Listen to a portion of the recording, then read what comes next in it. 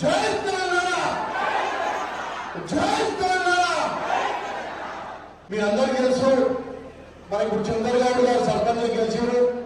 సర్పంచ్ గెలుచుడు అంటే అంత ఆషామాషి విషయం కాదు.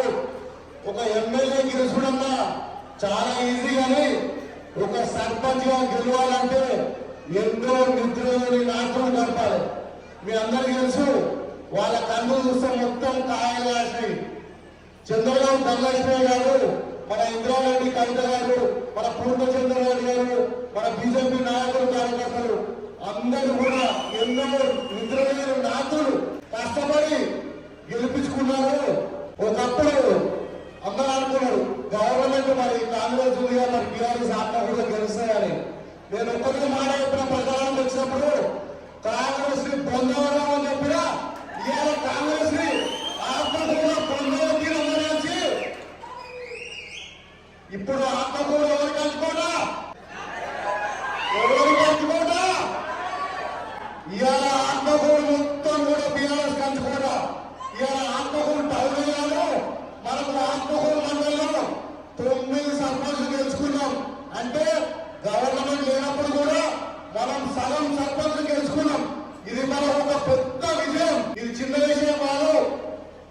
అందరూ కూడా ఒక సైనికులుగా పనిచేసి నాదనుకొని గెలుపు వాళ్ళ సొంతం అనుకొని, ఎవరు కొందరు అనుకుంటారు నాకెందుకోవాలి, అట్లా కాకుండా ప్రతి ఒక్కరూ నాది నేను గెలుస్తున్నా అని అనుకొని వీరచంద్రరెడ్డి గారి ధనలక్ష్మి గారిని గెలిపించడం జరిగింది.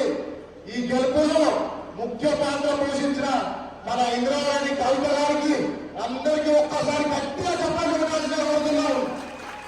అదే కాకుండా మన వార్డు మెంబర్లుగా మనకు సతీష్, విశాలు, మన మల్లికార్జున వాళ్ళ మమ్మీ, మన నరేష్ గారికి ఉప సర్పంచ్ పదవి కల్పించి చాలా పెద్ద విషయం ఇది. ఎందుకంటే యూత్ కి కొన్ని గ్రామాల్లో అవకాశాలు కల్పించదు. ఆత్మకూర యూత్ ని ముందు నడిపించినందుకు నా ప్రత్యేక ధన్యవాదాలు. ఫైనల్ గా మన బీసీ ధనలక్ష్మి గారికి